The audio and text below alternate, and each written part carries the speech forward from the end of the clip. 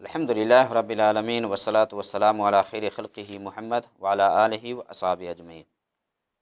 15ویں شعبان کی رات کو قبرستان جانا، اس رات کو قبرستان جانے کے لیے خاص کرنا، یہ عمل ثابت نہیں ہے۔ قبرستان جانا مشروع ہے، قبرستان جانا چاہیے۔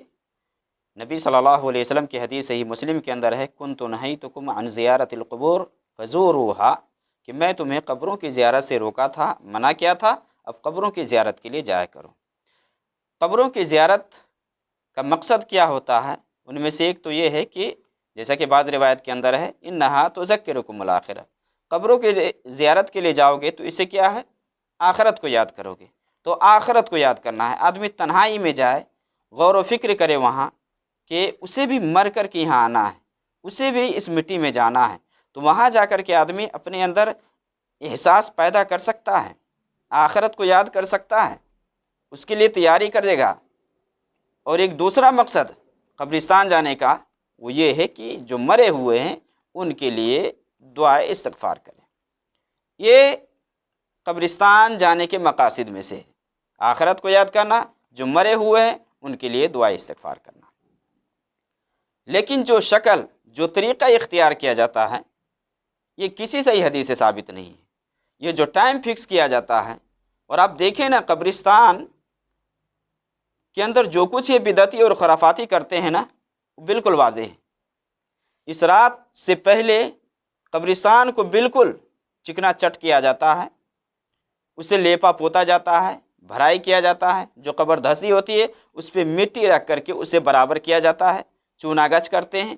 جبکہ صحیح مسلم کے اندر جابر رضی اللہ تعالیٰ عنہ سے حدیث ہے، نہا رسول اللہ صلی اللہ علیہ وسلم ان یجسس القبر وان یقعد علیہ وان یبنى علیہ، اللہ کے نبی صلی اللہ علیہ وسلم نے قبر پر چونا گچ کرنے سے منع فرمایا ہے، بیٹھنے سے منع فرمایا ہے، اس پر عمارت تعمیر کرنے سے آپ نے منع فرمایا ہے۔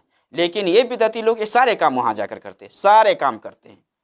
یہی نہیں بلکہ وہاں جا کر کے اگربتیاں اور موم بتیاں اور کیا کیا جلاتے ہیں، یہ بھی۔ اور ایسا بھی ہوتا ہے، بعض جگہوں میں دیکھنے کو ملتا ہے کہ وہ جھنڈیاں بھی لگاتے ہیں اوپر سے، جھنڈیاں جس طرح سے کوئی پروگرام شادی ودی میں بہت سارے لوگ سجاتے لگاتے ہیں نا، ویسے ہی قبرستان میں جا کر کے بھی جھنڈیاں لگاتے ہیں۔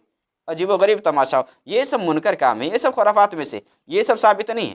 تو قبرستان آدمی اگر جانا چاہے تو تنہائی میں جائے، کوئی ٹائم فکس نہ کرے، تنہائی میں جائے۔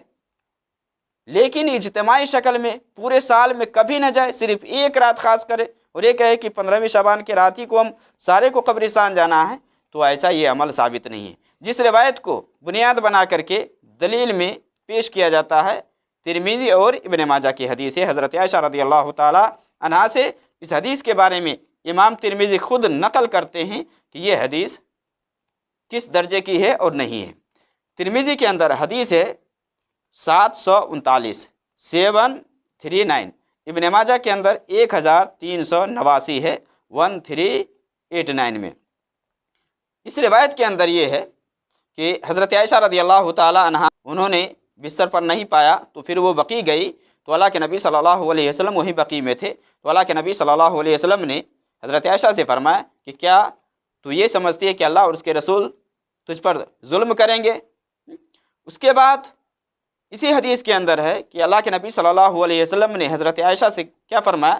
ان اللہ عز وجل ینزل لیلۃ النصف من شعبان الی السماء الدنیا فیغفر لاکثر من عدد شار غنم قلب، کہ اللہ کے نبی صلی اللہ علیہ وسلم 15ویں شعبان کی رات کو آسمانی دنیا پر آتا ہے اور قبیلہ کلب کی بکریوں کے بالوں سے زیادہ لوگوں کی مغفرت کر دیتا ہے۔ یہ روایت پیش کی جاتی ہے۔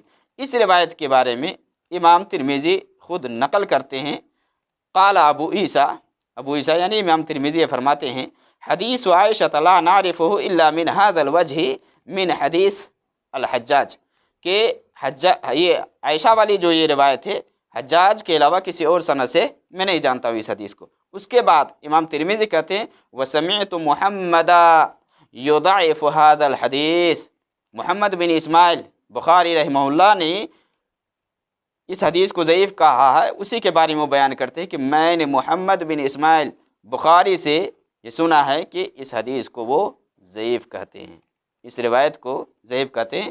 وقال یحییٰ ابن ابی کثیر لم یسمع من عروہ، اور یہ بیان کرتے ہیں کہ یحییٰ ابن کثیر نے عروہ سے سماعت نہیں کی ہے، ان کی سماعت ان سے نہیں ہے، یحییٰ ابن ابی کثیر کی سماعت عروہ سے نہیں ہے۔ اس کے بعد کہتے ہیں قال محمد والحجاج لم یسمع من یحییٰ ابن ابی کثیر، اور اسی طرح سے حجاج نے یحییٰ ابن ابی کثیر سے سماعت نہیں کی، یعنی ان کی سماعت ان سے نہیں ہے۔ اس حدیث کے اندر آپ دیکھیں دو انقطاع ہے، ایک تو یہ ہے کہ یحییٰ ابن ابی کثیر کی سماعت عروہ سے ثابت نہیں ہے، اور حجاج بن ارطاط کی سماعت یہ یحییٰ ابن ابی کثیر سے نہیں ہے۔ یہ روایت کیسے صحیح ہو سکتی ہے؟ سند کے اندر انقطاع ہے، جب سماعت ثابت نہیں ہے تو کیسے حدیث مانی جائے گی؟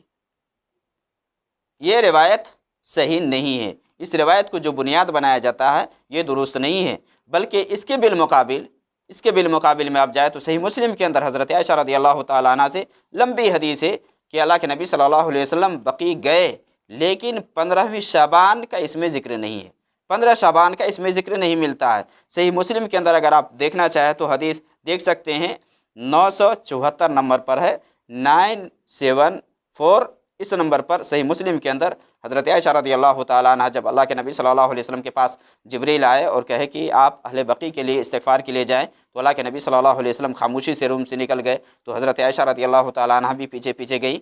جو بھی معاملہ ہوا آپ حدیث میں دیکھ سکتے ہیں۔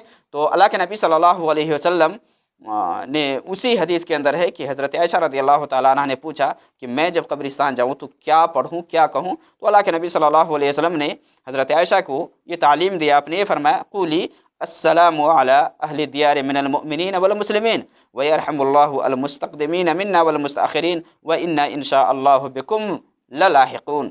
یہ روایت صحیح مسلم کے اندر، لیکن اس میں 15ویں شعبان کا ذکر نہیں ہے۔ تو 15ویں شعبان کی رات کو قبرستان جانے کے لیے خاص کرنا اور اجتماعی شکل میں جانا یہ منکر عمل ہے، یہ عمل ثابت نہیں ہے، یہ بدعات میں سے ہے، اور ایک انسان کو اس سے بچنا چاہیے۔